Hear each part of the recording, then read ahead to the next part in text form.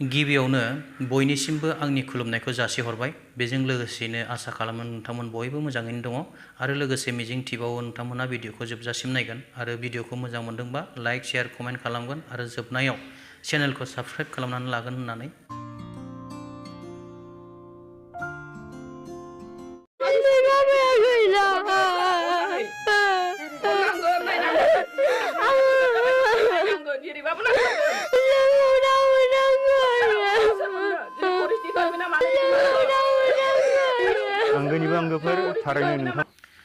बे गथ'आ मानो गाबदों?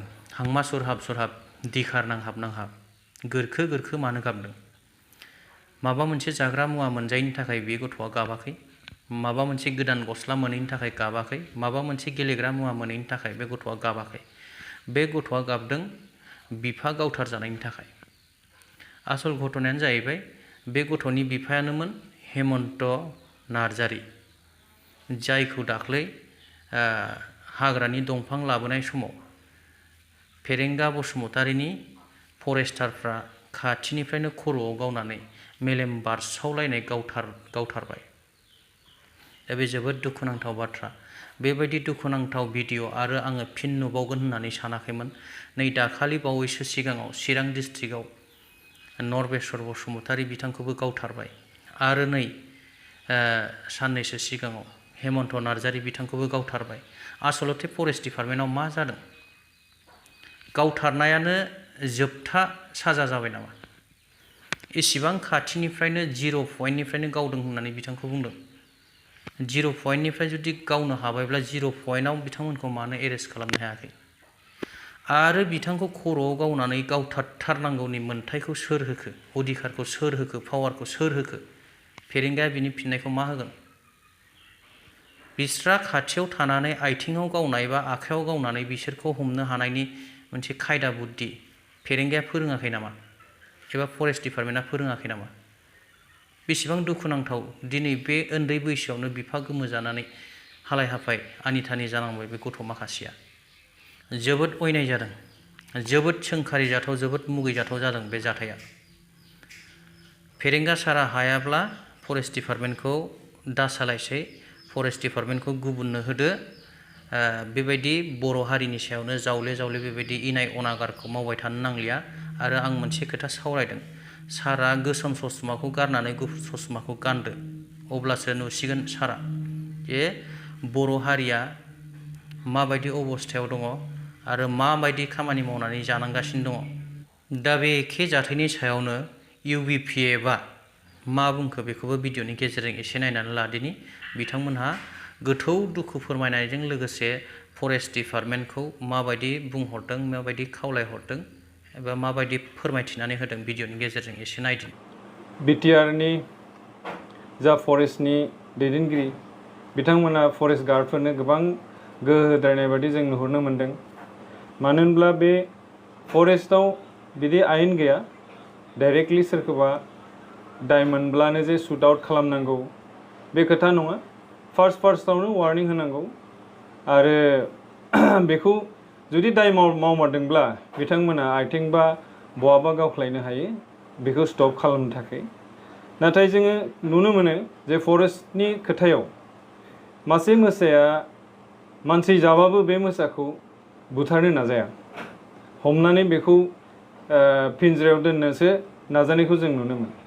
थिग बेबायदिनो बे जाथाया सासे बर' मानसि, बे जाथाया सासे मानसिखौ दाउ अमा बायदि 0 रेन्जनिफ्राय गावनाया बेयो गनायजाथाव नङा, आयेननिबो बे बेरेखा। आरो 0 रेन्जआव मालाबाबो गावनो गोनां जाया।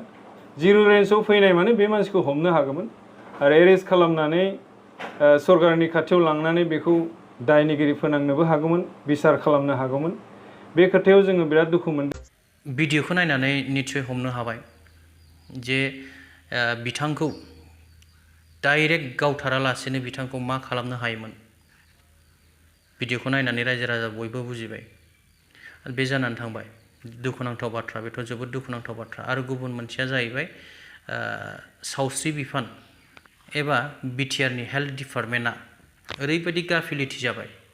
दा बिनिनो माखासे नुथाय मैयासो जानानै थांनाय काजलगावआव थानाय JSB एबा जोहोलाव सोमब्ला बसुमतारीनि मेम'रियेल जिहेतु सिभिल हस्पिटाल सरकारि बे सिभिल हस्पिटालाव ओरैबायदि जाथावै जाथाय जानानै थांलायबाय जे मोनायाव लाइन गैया खोमसि थानांदों बावहाय बेमार देहा फाहामजानो थांनाय मानसिफ्रा दा बेफोरखौ जोंनि बिटिआर सरकारा मानो नोजोर होनो हादिया खौराङाव बुंनाय बायदिब्ला डिजिआ दङ नाथाय डिजिखौ सालायाखै मानो डिजेलानो गैयामोन नामा डिजि सालायनो बिदिब्ला डिजिखौ लाबोनानै दोनफैनानै मा लाब चिरांनि काजलगाव जोहोलाव सोमब्ला बसुमतारी सरकारि देहा फाहामसालियाव लाइट गैयैनि जाहोनाव बेरामिफोरा खोमसियाव थानांदों JSB सरकारि देहा फाहामसालियाव फिन मोनसे गोदान जेंना बे जेंनायानो जादों लाइट गैया जेराव डिजे थासेयावबो डिजेखौ सालायनाय नुवाखै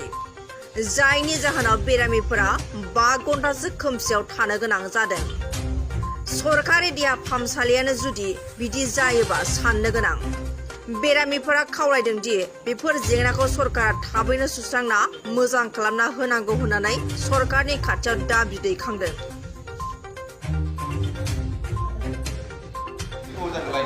लाइन गैयाथ' एसे गोबावानो जाबाय 4 घन्टासो बायदि जाबाय बे जानानै थांबाय दुखु दाहानि बर'फोरनि दुखु दाहानि एबा नैबे हस्पिटालनि माखासे जाथावै थासारिफोराबो जानानै थांबाय दानिया जों एसे मिनिदिनि जोंहा सासे ओरैबायदि EM दङ बिटिआरआव नायल' जाल' सासेल'थार बिथाङा एसे कमेडियान टाइपनि बिथाङा अनेक समावनो ससियेल मिडियायाव भाइरेल जायो गावनो गाव भाइरेल जानो मोजां मोनो खोमा गाज्रि नङा गाज्रि साननानै भिडिअखौ नायनो नाङा बिदिब्ला बिथांनि आरोबाव मोनसे भिडिअ दाख्लैबो मोनसे भिडिअ भाइरेल जादोंमोन आरो नै दा मोनसे भिडिअ भाइरेल जादों बिदिबा बिथांनि भिडिअखौबो एसे नायनानै लादिनि गाज्रि कमेन्ट होनो नाङा दै मानसिया बेबायदिनोखासै बेखौ आरो गाज्रि बुंनानैबो लाब गैया बिथाङा सरकारि जौगाथायनि खामानिखौ मावनो हायैनि थाखायनो बेफोरबायदि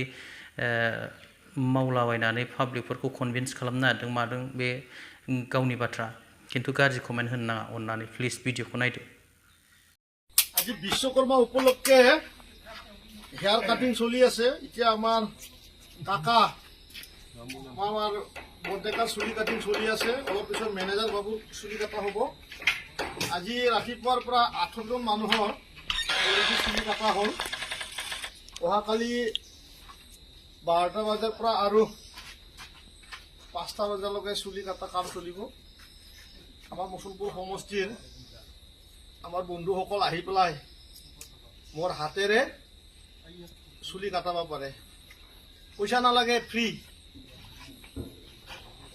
হ'ব আহিব অহাকালি বুঝলে भिडिअखौ जोबजासिम नायनायनि थाखाय रोजा रोजा साबायखर थाबाय दिनै भिडिअआ एसेनोसै गोजोन्थों जय बर' हारिनि